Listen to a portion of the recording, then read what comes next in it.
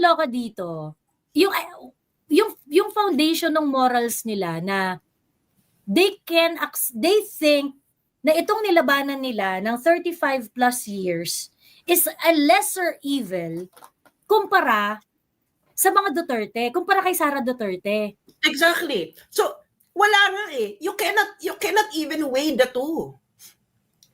35 years niyong sinasabi. Nasa Guinness Book of World Records yan. Na pinakamalaking magna cum laude in Guinness Book of World Records. Tinuro niyo sa amin na lumalaki kami na the Marcoses are evil incarnate. Payak-yak pa nga kayo ng 2022. Bakit si Bongbong? Wala ka bang concern sa akin? Sinabihan nyo pa yung mga magulang ng mga bata, ay sinabihan nyo yung mga bagets na i-disown ang mga parents nilang boboto kay BBM. Kayo yan kakamping. And then suddenly, you're going to tell us na ang lesser evil sa inyo ay si BBM? Given this corruption?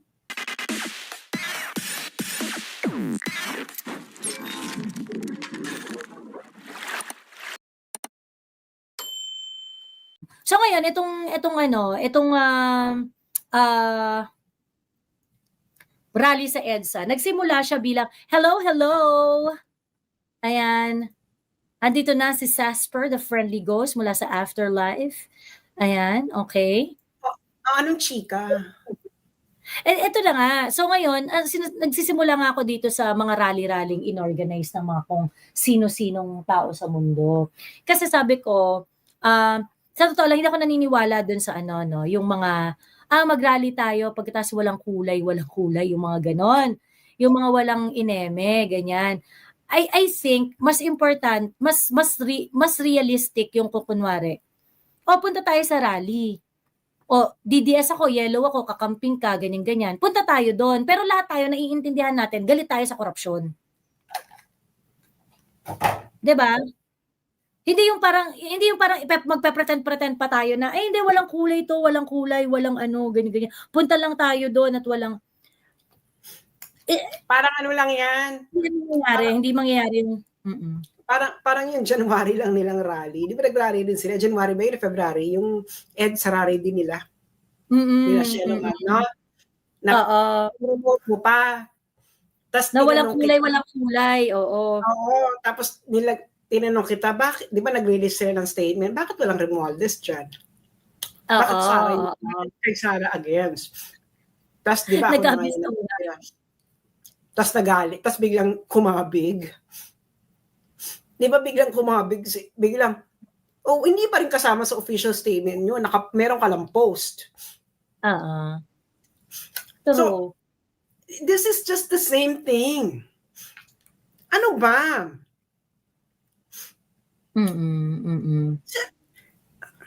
It's a zarzuela. It's Ed Zarzuela.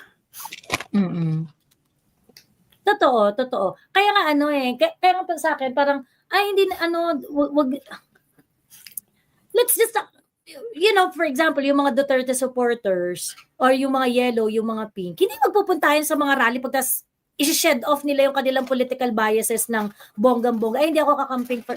Let's just accept that anti-Dutertes are, kunwari, yung mga anti-Dutertes, galit kayo sa corruption. 'Di ba? Galit kayo sa corruption. Fine. Magkakaintindihan tayo dyan. Mga Duterte supporters, galit sa corruption, galit sa flood control project na binaboy ng gobyerno. Fine, magkakaintindihan tayo dyan, ganyan. And then, let's go to a same place, magkita-kita tayo doon, and know what we really want. 'Di ba? Pabunggahan tayo ng eksena doon ng protesta tungkol sa korupsyon. Edi okay din. 'Di ba? Pero yung to really, magtatawag-tawag pa tayo, dito rap battle tayo, walang kulay. And then, at the end of the day, 'di ba? Co-opted naman pala kayo lahat dyan. Co-opted nga. Co-opted talaga siya. Kasi, unang-una, ang daming disclaimer. Ngayon nga ako nakakita ng rally na may disclaimer. Hindi ito anti-BBM, Makabayan Black. And kakampings. Hindi ba Oo. every year, September 21, nag-aano kayo ng anti-Marcos? Tapos, 2025, napakalaking corruption. Biglang, ay hindi ito anti-Marcos, kahit September 21 to. Oh, alam niyo, look, Same group of people na for 35 plus years ay merong anti-Marcos propaganda every September 21. 21, biglang nag-disclaimer, hindi po to anti-Marcos. Look, I believe people change. No? Pero, people genuinely change. That's true. Okay? Pero, not in this way. May evolution. Merong development. Pero, kung ikaw, tangina, mga dude, natuli na ako, nagkapuki na ako, all those times, anti-Marcos kayo on September 21. Meron pa kayo mga film showing ng mga Yes. anti-Marcos propaganda every September 20. 1 week pa nga yan di ba? 1 week pa nga yan. Tapos ngayon, biglang, oy ha, hindi itong anti-Marcos on September 21. With, especially within the context of the biggest corruption scandal. Tapos hindi kayo anti-Marcos. Tapos sasabihin nyo, hindi kayo co-opted ng Marcos admin.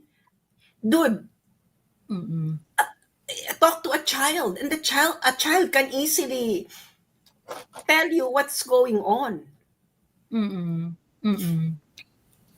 nakakaloka dito, yung foundation ng morals nila na they think na itong nilabanan nila ng 35 plus years is a lesser evil kumpara sa mga Duterte, kumpara kay Sara Duterte. Exactly. So, wala nga You cannot even weigh the two.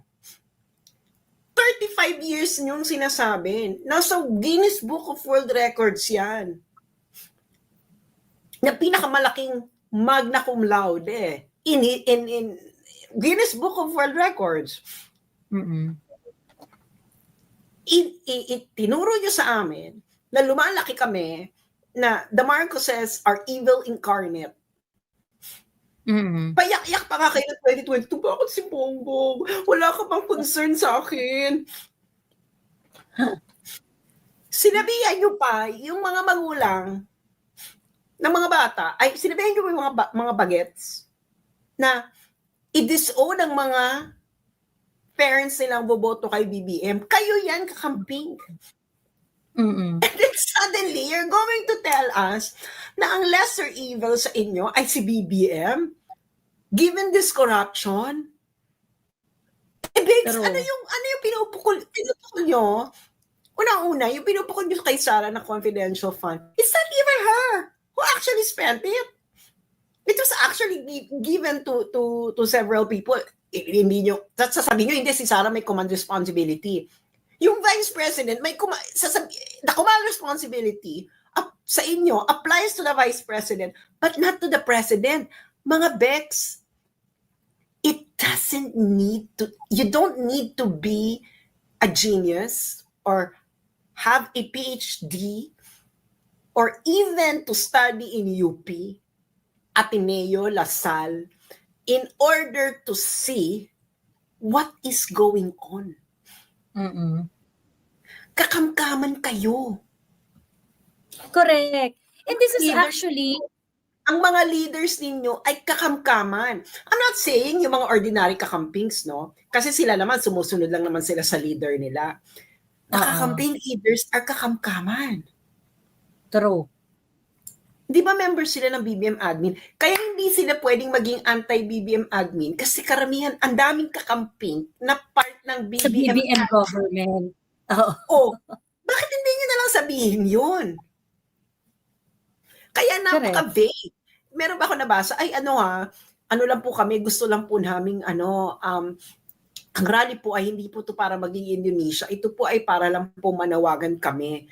Sinulat-sulat niya ako sa comment, Facebook mo na lang. Pareho lang din naman.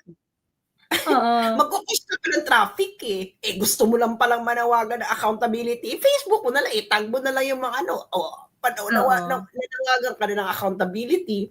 So bakit gusto mo pang pumunta, gusto mo lang manawagan against corruption? Bakla everyday na natin ginagawa na against corruption. Tapos sabihin nyo pa, we demand accountability. Sino yung accountable? Sino yung may command responsibility? Hindi nyo nga mapangalanan si Martin Romualdez. Despite the overwhelming evidence. Can you imagine yung Rappler, pinick up nila yung story about Martin. Yung case, nandun nakita ko sinulat lang nila yon 3 days after ako nag-post. Girl, they never named Martin. Sinabi lang nila may bribery, pero walang nakalagay kung sino yung binribe. Nandun yun sa desisyon. So, sinasabi ko na sa inyo, okay, these people, the Yellows have been promised that they are next in power. At ang feeling ko, isa siguro nag-udyok na tanggalin itong si Martin, ay yung mga Yellow. Para minus, di ba? Minus, yeah, oo, correct. -1. Tayo na lang. Tayong dalawa na mag-partner. Minus na yan. Wala na si Martin Hindi ba? So, ibig sabihin, okay, minus kalaban, o ikaw, BBM, sino nang i-endorse mo ng 2028? Alangan naman yung pinsan mo. Kaya sinasabi ko sa inyo, ang 2028 ay Unipink. Ito na yun Ito na yun, pinakitaan ka na. Unipink yung 2028. Ano yan, mag-field yan. Dalawa sila. Sharing of power. Mamimili na lang sila kung sino president or vice president. Pero ang feeling ko, ang gagawin ng Unipink, vice president tatakuhin.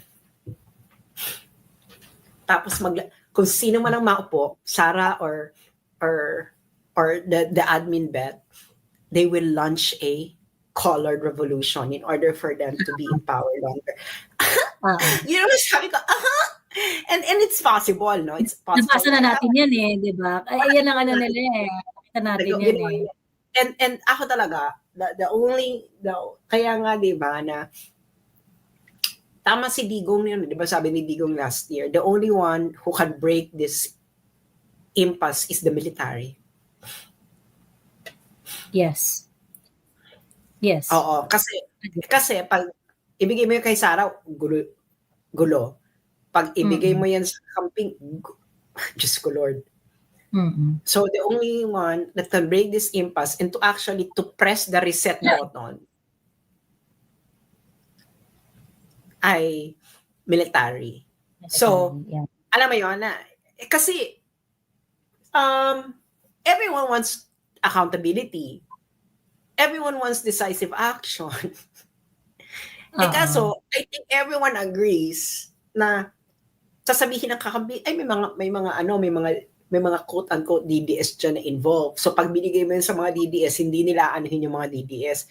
Tayo rin, masabihin natin na, may mga involved na nakakamping sa BBM politicians. So, pag binigay mo sa kanila yan, wala. Hindi nila gagawin yung kampi. So, now, you are in a deadlock. Hindi ba? True. Kita mo? Pero, ayun na nga ang eksena ng buhay. Okay?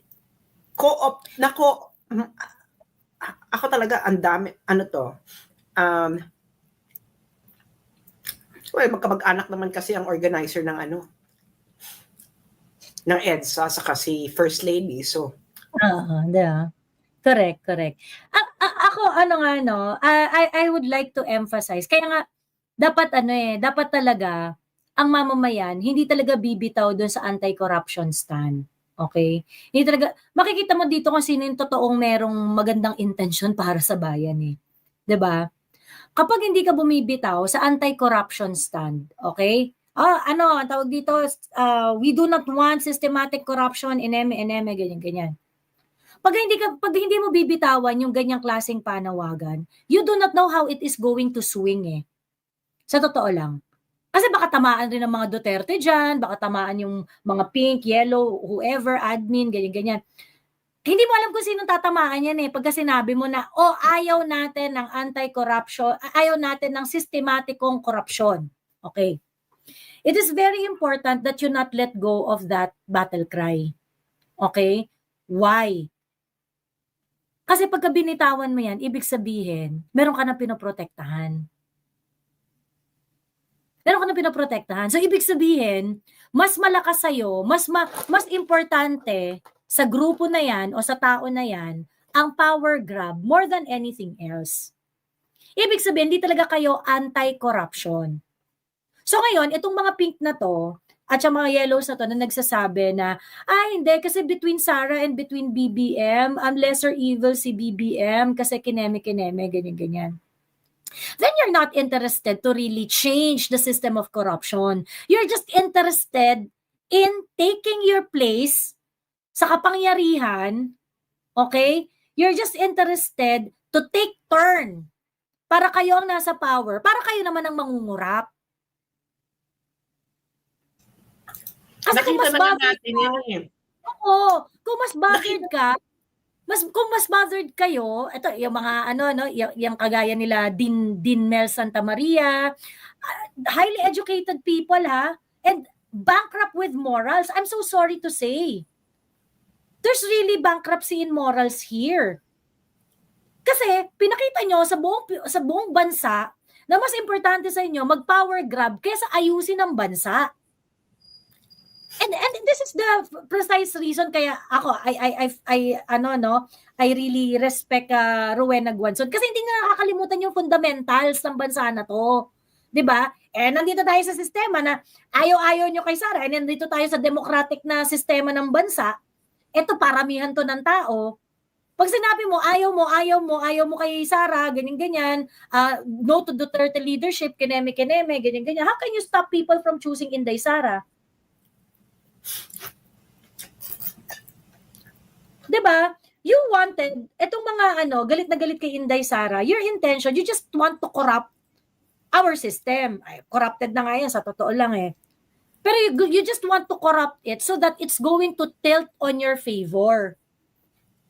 Kapag kunwari, nag-awarding ceremony na tayo dito ng mga kapangyarihan kung sinong tatanggap ng power. So, ganun lang. Kaya parang ang nakakaasar kasi yung parang that has always been their attitude na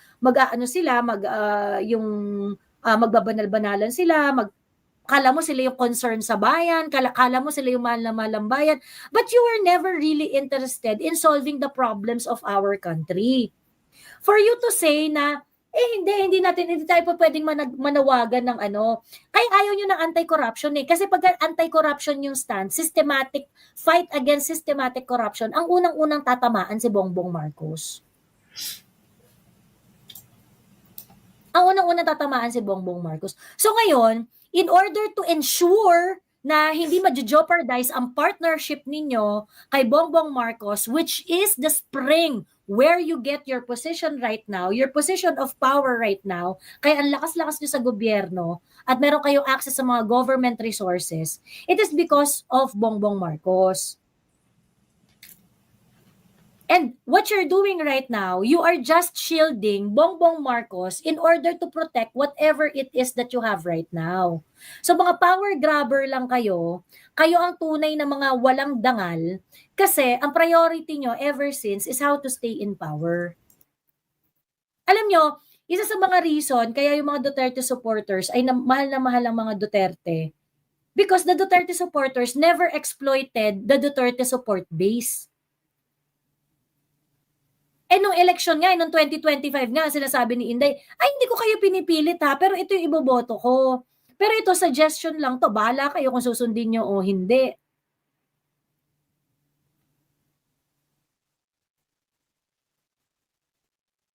Kaya nga yung mga Duterte supporters na nag-aaway-away pa eh. Hindi, tayo nga, binibigyan nga tayo ng free will ni Indoy eh, di ba? Kaya mga Duterte supporters na nag-aaway-away pa kung sino iboboto eh. If katulad ng mga Duterte, ang mga oportunistang yellow at yung ibang mga power grabber dyan, di ba? The messaging could have been different para wala nang lito-lito. I-treat niyang kulto yung Duterte supporters. Itong gagawin natin, ito, lumabas na kayo, ganyan, iprotesta niyo. But the Dutertes never really spoke along that line. Hindi nila kami ina-exploit. Okay, hindi nila kami ina-exploit. Unlike the pinks, unlike the yellows, tanggap nyo na ina-exploit kayo ng mga chokarans ninyo in the name of power. That you have no ability to set aside your political interest to really look at the problem and fix it. Tapos may grooming pa. Tatargetin pa nila yung mga kabataan. Tatargetin pa nila yung mga kabataan. Who actually, ginagawa ba namin yan? Tinatarget ba namin yung mga kabataan? Alam mo yun? Wala. Sila talagang meron talaga silang active engagement with the up and coming youth, hindi ba? Grooming. Political grooming. True. Hindi ba? Oh. Sino ba may active program na ganyan? Na ang tina-target ninyo ng mga botante ay mga bata or yung mga bago pala. Hindi ba kayo? Correct. So, di ba? Don't you see it? Don't you see it? Pero yun na nga eksena. September 21 is no longer an anti-Marcos Day for the first time in our lives. Can you imagine, Joey? Tumanda na tayo, nagka-jowa ka na, papayat ka na uli. Tapos, true.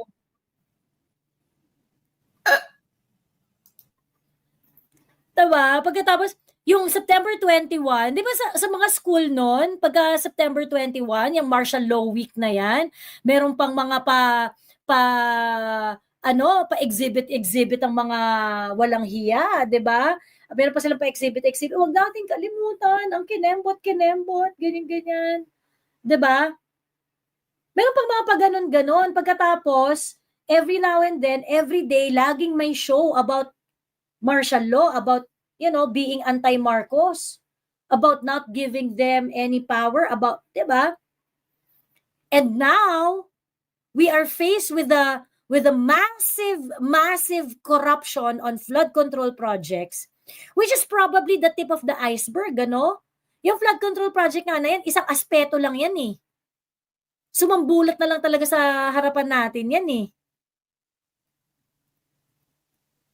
It's probably just one of many aspects of systematic corruption in our country. Pagkatapos, 'di ba? Oo. Kaya nga ang galing nga eh. Kita mo, 'di ba, biglang tinake up ni BBM yung flood control.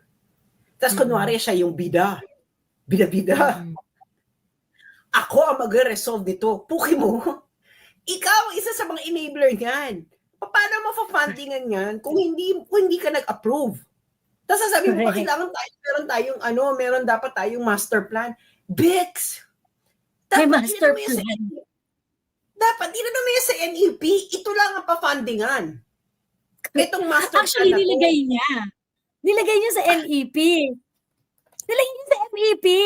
Dapat may master plan. Actually, merong 11 na master plan na nilagay doon sa NEP. 11 na regional flood control projects na nilagay doon. In 2024, dinilit lahat ng Kongreso. Hindi ka namang umiyak kang putang ina mo kang BBM ka. Nung tinanggal ng Kongreso yan. Pagkatapos, noong 2025, nilagay yung 11 na flood control projects ulit, okay? Fully studied, with loan agreement, fully negotiated, with foreign assisted funding. Pagkatapos, 67%, almost 70% of that project was deleted. Pagkatapos sasabihin mo, wala kang kinalaman dyan, pinayagan mong putang ina mo ka na gawing mga putyo-putyong maliliit na flood control project, yung mga flood control project, instead of a flood control project in accordance doon sa pinag-aralang plano. Tapos kaya itong wala talaga akong tiwala dito sa mga pink-pink na to. I mean, I know a lot of you are highly educated.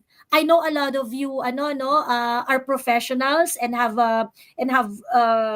extensive professional careers. But if you're going to tell me that you are fighting corruption and you do not see the corrupt acts of Bongbong Marcos, pakyo kayo, putang ina nyo. 'Di ba? Enabler kayo at kayong mga matatalino diyan, matataas ang pinag-aralan at kung ano-ano pa, kayo ay mga tools lang ng mga elite na mga oligarchs para manatili sila sa kapangyarihan, para patuloy nilang api-apihin ang sambayan ng Pilipino, para patuloy nilang korap-korapin ang pera namin. Pakyo kayo. Diba? So, parang, tigilan nyo kami. Yun na lang yun. Hindi ba? Tama ba ako, mga friends? True. Although, ikaw Sas, tingin mo yung mga ordinary kakampings, kasi ako, I believe, that there are pinks and yellows, yung mga highly idealistic talaga na mga tao na hindi sila, of course, malamang may pagka Duterte haters pa rin yung mga yan. Pero I think maraming mga nandoon sa, kasi ang mga ang mga ignorant naman ng mga pinks at saka yellow sa totoo lang ignorant sila dun sa ignorant sila dun sa political preferences ng ibang mga tao. Kasi they don't listen. Okay? They don't listen. They just hear yung mga kapwa-kapwa nila na nag-aano sa kanila, hindi, tayo, ganito tayo, anti-Duterte tayo, ayaw natin kay Sara, confidential fund, ineme. And nandun sila sa universe na yon. Tingin mo ba na yung buong universe ng kakampink would agree that the 21st is not an anti-Marcos day? Kumbaga, tingin mo pag nagsama-sama yung mga yan, tingin mo walang sisigaw niya na, Bongbong, putang ina mo, ganyan. Kasi you cannot switch you cannot switch the fuse so quickly. Kaya nga, di ba, may mga non-linearities. Kasi sinabi mo na hindi po ito anti-Marcos. Paano mo? So, ibig sabihin, yung mga a-attend dyan, agree na kayong lahat? May consensus kayo? Or is this dictated by the Aquino family?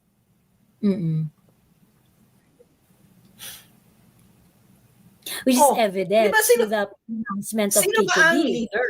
Sino ba ang leader? Aquino. Siya na nag-declare, hindi po ito anti-Marcos.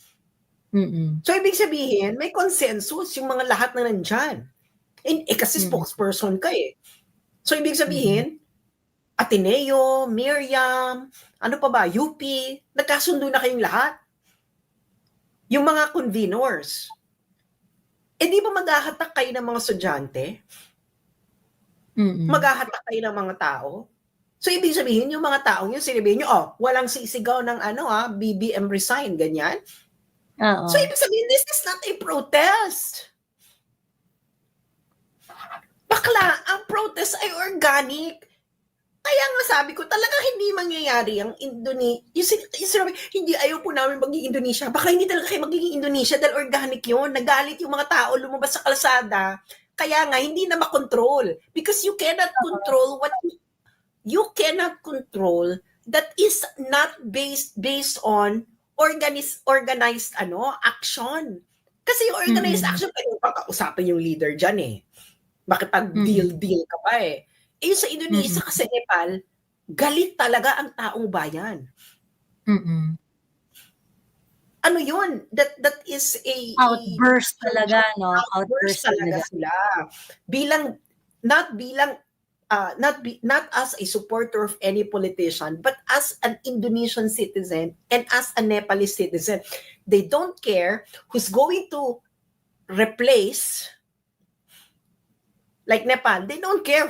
Wala namang, yung sa Nepal naman, wala naman doon na, ay, ayaw namin, hindi namin to gagawin kasi ang papalit kasi dyan, si ganito. Wala silang pakialam. Ang gusto lang nila, tama na tong sistema na to, yung susunod na napapalit, ayusin mo. Kasi kung hindi mo inayos, ganito rin mangyayari sa'yo. Ganun ang message. Nagets ninyo? Nagets ninyo yung pinagkaiba? Wala silang pakialam kung sino papalit. Wala ka naman nakita sa Nepal na, o mag-rally kami para si para hindi papalit si ano. That is the natural way of protesting. Bakit? Yes, oo. Ayaw mo na eh. There's really no interest, no, dun sa parang sino yung mag-aano dito, sino yung because the outburst is so organic. That was the criticism nga sa Nepal na parang galit na galit sila, nagwala sila, talagang hinilahod nila yung mga corrupt officials nila sa lansangan, ganyan. However, yung galit nila kasi there's really no identified leader who is supposed to assume the power. Ganon. Yes. And that's when you know that the movement is really organic. That it's really the people saying na, ay tangina, ayaw na namin. Talagang bisip na kami, ayaw na namin dito. Ayaw na namin, na wala kaming pakialam. Sige, kung sino man ang mag-assume dyan, mag-assume kayo. Pero, pinakita ng mga taga-Nepal na kung ganyan din ang gagawin mo, ganito rin ang gagawin namin. Nagets yun na? Nagets nyo yung kaya nga may fear. So the people themselves instilled fear on politicians in Nepal. They don't care. Pumalit ka. Sige, pag pumalit ka, ganyan din yung gagawin mo, you now see what the people are capable of if you fucked up. Nagets nyo? Oo. Pero ngayon, ang daming disclaimer. Ay, hindi po kami hindi kami anti-Marcos. Magiging Indonesia ni Pal. Ayaw po namin ng gulo. Hindi po ito anti-Marcos. Oo, ano na po to, gusto lang namin manawagan. Oo. Di parang ano lang yan, pakiusap. Madadaan po natin sa pakiusap ang mga drug pusher. Tao rin sila, may karapatan. Pink na pink, di ba? Nagigess nyo, bakit nyo, ako talagang, ito yung nangyari. So, sumiklab kasi yung Nepal, sumiklab yung Indonesia, at nung sumiklab yan, nandun na tayo sa crisis, no? Ng corruption crisis. So, syempre, yung mga tao, hindi mo naman kasi mapipigilan yung inspiration eh. Kasi nakikita nila sa Facebook. Kasi nung panahon natin, Joy, wala pang internet. Oo. Yung mga ganitong events, malalaman mo lang kung ito'y binalita ng mainstream media. Di ba? So, hindi ka may inspire. Wala may inspire na, ay, pwede pala yun.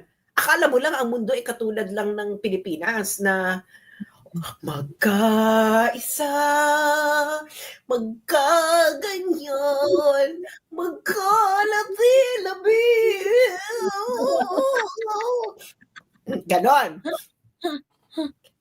Ngayon, kaya nga sabi ko, napaka-unpredictable. Kasi, this is unlike other times na ngayon nakita nila, oh my God, pwede pa, alam mo yun, you'll never know what people will do kahit itong mga kaya nga itong mga organized rally, I don't think the real action will be there. I don't think the real action will be there because yung mga organized kasi dito sa Liwasang Bonifacio, ito sa EDSA, ito sa ganyan. Yan yung contained. May program. Paano yung unprogrammed funds? True. Paano yung unprogrammed? Mapipigilan nyo yun? Kahit ang mga Mm. tao, maloloko ka na lang eh. 'Di ba? You never know what's going to happen. Kasi galit na galit ang mga tao and they were able to see na sa Nepal nga ganito nangyari. Ito yung sa kanya. You never know what's gonna happen. And yun yung I think na they still think the admin that we are still in the kind of situation that you can manufacture, Mm. that you can constrain resistance or manufacture resistance. Kasi manufactured resistance tong sa EDSA eh. Saka, Mm. eventually, itong Luneta, di ba dati may mga pasabi pa, oy, wala kaming kulay. Puklo. Oo. Wala kulay. Ako sa Alam inyo. ba, unity lang tayo, magkaisa lang tayo laban sa corruption. Okay. Oo. And so sinong may kasalanan? Ay wala, hindi natin i-blame si BBM. Yun ang gusto na sabihin eh, let us not blame BBM for the corruption. Oo. Oo. That is the Ito na, message. oo, correct. Kagaya nito ni Lion's Roar, irespeto na lang daw natin ang binoto natin. Lion's Roar, naiintindihan mo ba yung mga sinasabi mo? Paulit-ulit siya, marami siyang comment eh. Sabi niya, irespeto, ang basically ang sinasabi ni Lion's Roar na, irespeto niyo na lang yung binoto niyo, ganyan-ganyan. What do you mean? What do you mean? So, ibig sabihin, pag binoto mo, wala nang ano yun. Hindi ka na pwedeng magalit. Oo, irespeto niyo ang Pangulo dahil yan ang binoto niyo. Huwag kayong maging iyakin, sabi ni Kasi Lion's Roar, no? Ikaw nga yung kinakantot mo. Pag hindi mo na gusto, inaaway mo, nire-resist mo. Correct. Yung Pangulo pa kaya na binoto mo lang? Alam mo yung wala silang no? They are unmoored from reality. Ibig sabihin, Totoo. ang sa realidad. Na parang, Mm-mm. ay, hindi, binoto mo, kaya kailangan respetuhin mo. Bakla, yung mga magulang nga ninyo, hindi yung nga dadating sa punto na aawayin ninyo. Yung mga kinakantot nyo, darating sa punto na aawayin ninyo pag dumating na sa point na, ay, hindi na ito ang gusto kong Hindi na kayo relasyon. nagkakaintindihan. Correct. Hindi na ito gusto kong sitwasyon. Tapos pagdating kay BBM, exemption, ano yan? Hindi na yung BBM, yung kinakantot mo, yung tumucho pa sa titi mo. Hindi pwedeng ganun, Lion's Roar. Okay? Hindi ko alam kung saan mo nakukuha yung mga ganyang klaseng reasoning. That's the reasoning of yung ganyan mag-justify yung mga nambubugbog. Ganyan mag-justify yung sa battered woman syndrome, yung aggressor doon sa battered woman syndrome. Ganyan sila mag-justify eh. Wala na nandito ka na tanggapin mo na lang. Yung mga relihiyoso ngayon naniniwala sa Diyos, minsan nagagalit pa sa Diyos. Correct. Oo. Di ba? Aminin nyo yan. Huwag kayo yung mga believer. Di ba? Minsan nagagalit ako. Bakit ganito? Bakit ganyan? Ganyan. Yung mga religious, no? Well, I don't experience it because I'm not a religious person. Tapos si BBM, kailangan respeto lang po. Kayo maging go against. Huwag kayo Binato niya respeto niyo lang. Nakakabahala yung Roar. Ano yan? Di ba? Parang, what kind of individual is BBM that he has to be exempted from normal relational dynamics? Yung ganyang klaseng pag-iisip, yung pag-iisip ni Lion's Roar, yan ang mindset ng mga abusado. Malamang ikaw, Lion's Roar, abusado ka din sa mga taong nasa paligid mo. Ganyan ka mag-justify. Anak, tanggapin mo na lang kasi nandito na tayo ang tawag dito, ikaw, tanggapin mo na lang kasi pumasok ka dito sa trabahong to, kung inaabuso ko nila, tanggapin mo na lang yan. Ayun na ganyan nga. Mag-justify ang mga abuser, ang mga aggressor. Ang mga nambubugbog, ang mga kupal, ganyan mag-justify. Kaya ikaw, Lion's Roar, kupal ka. Hindi, parang parang, kasi voting for someone is like entering into a relationship with someone. Yeah, you're entering. You promised certain Yes. things. We believed Yes, you. exactly. You entered into a relationship. You vote for him because you believe in him. Therefore, you are in a relationship.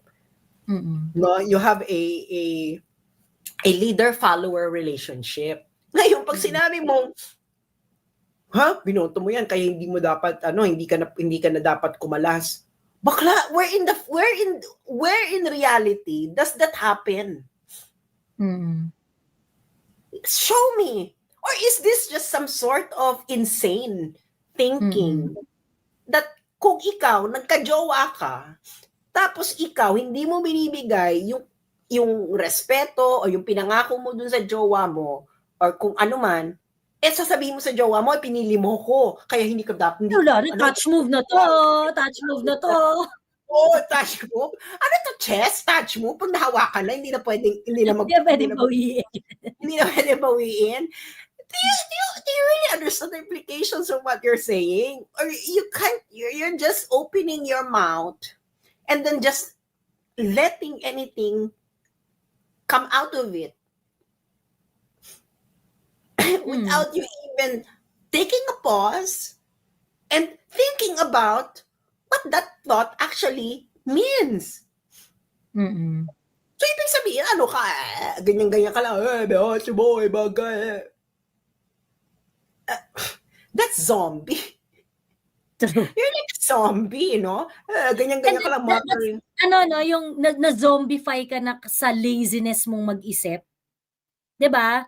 Yung ayaw mo nang maging critical, ayaw mo nang mag-isip. So parang ganun ka na lang, binoto niyo yun respeto niyo na lang, binoto niyo You do not want to analyze the decisions. You do not want to analyze the promises made. You do not want to really participate in the shaping of the national decision. 'Di ba? Ayun. Sabi ni mahirap talaga umintindi kapag sarili mong kasarian hindi mo maintindihan, sabi ni Lion's Roar. Sino ang confused?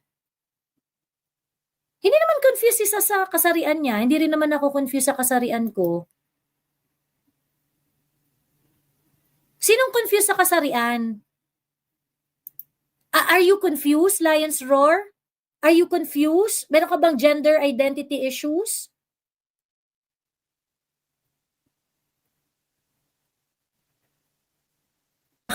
Alam mo yung mga hirit na mga pang grade 5? Oo, Like, hirit sir, ka nga. Oo. Lion sir, balik ka sa grade 5. Hindi, feeling ko siya Are you talking about yourself, Lion's Roar? Are you talking about walang confused dito sa gender niya, walang confused dito sa kasarian niya. Hindi kami confused. Hindi rin confused si Sas. Walang confused dito. Ikaw ba ang confused? Parang mali ka ng live na pinuntahan. Parang I think you have to seek professional guidance. Alam mo yung na-corner na siya, biglang hindi mo maintindihan dahil confused ka lang sa kasarian mo. Bex, grade panghirit yung grade 5 eh. Yung hindi mo na masunda, yung wala ka lang, yung, alam mo yung sinabi mo, iboto mo na lang. Tapos, nung na-contradict yung sinabi mo, biglang nag-iba ka na ng track, hindi mo ito maintindihan kasi confused ka sa kasarian mo. Bex, level up. Parang, alam mo, feeling ko, Lion's Roar, nung high school, wala kang matinong barkada. Saka ka siguro, loser ka nung high school. Kasi ganyan yung mga hirit ng loser eh. Nung high school, aminin ninyo. Why do you not want to accept me?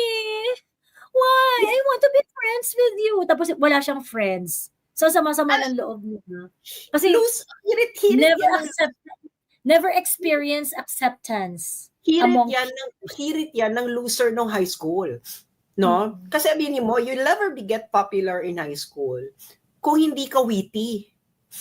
Correct. Hindi ba? Kung stuck up ka, tapos ganyan ka humirit na wala sa hulog, you'll never get friends. You'll never get popular. You're going to be considered loser. Nobody would like to talk to you. Nobody would like to be around you.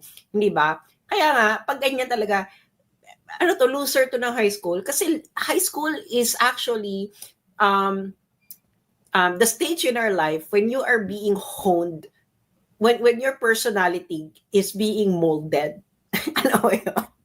Being molded on how you're going to react sa harshness ng Exactly. buhay sa paglaki mo. Buhay. Correct. Yes. Tapos, kaya nga, high school, kailangan may wit ka, alam mo yon, meron kang, you know how to navigate things. You can give something into the conversation. Kasi if you're not gonna be able to bring something nice or something funny or something na witty into the conversation, nobody would talk to you. Kaya nga I really think na karamihan ng mga ganyan sa social media, yung mga ganyang humirit, ito yung nabigyan na ako, magkakaroon na ako ng boses, pero magko-comment ako, magiging against ako. Kasi nga, in their own real life, they cannot do it. Kaya nga masyado silang, alam mo, they are so passionate in commenting this way on social media, which they cannot do in real life. Kasi if you do it in real life, Bex, una-una, I really think that in real life, you don't look like someone that people would really gravitate to. Una-una. Ikalawa, you don't have charisma. Ganyang comment mo. Diba? Ano ka? Loser in real life. You're a loser in real life. Dito ka lang malakas mag-comment kasi hindi namin nakikita itsura mo. Nobody knows you. Pero I'm pretty sure the people around you don't care about your own opinion. Correct. Hindi, walang makumbinsi itong si Lion's Roar. Ay, walang barkada, walang makumbinsi. So ngayon, kuha ka ng dummy account, gawa ka ng dummy account, and best effort ka na kunwari, sabi ni Framisted, kunwari strong, kunwari strong pero tanga. Ayan. So yun. Anyway, sa totoo lang, kung gusto niyo umakyat, kasi baka mamaya lang kayo hindi niyo masabi yung point niyo ng buo. Pwede kayo actually umakyat Pwede kayong umakyat. Ayun, pwede kayo umakyat. Kung kunwari may point kayo na gustong sabihin, like for example, you do not agree with our stand or whatsoever, pwede kayo umakyat.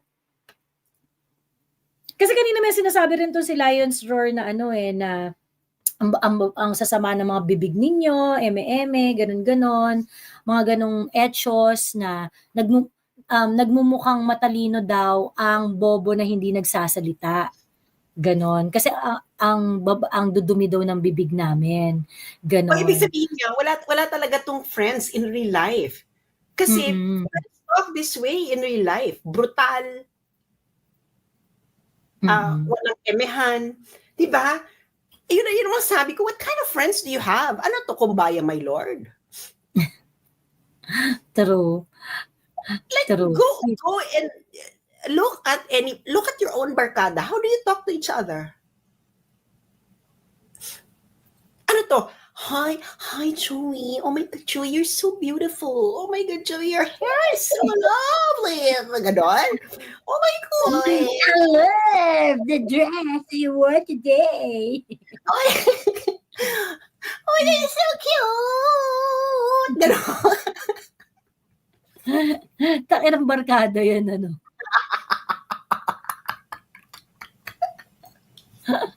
Kaya na kayo mag-usap magkakabarkada in real life? Na, you're so weird. You're so your boyfriend. Oh my God. Ganon? Ayun. So, wala, loser ka, Lion's Roar. Sa totoo.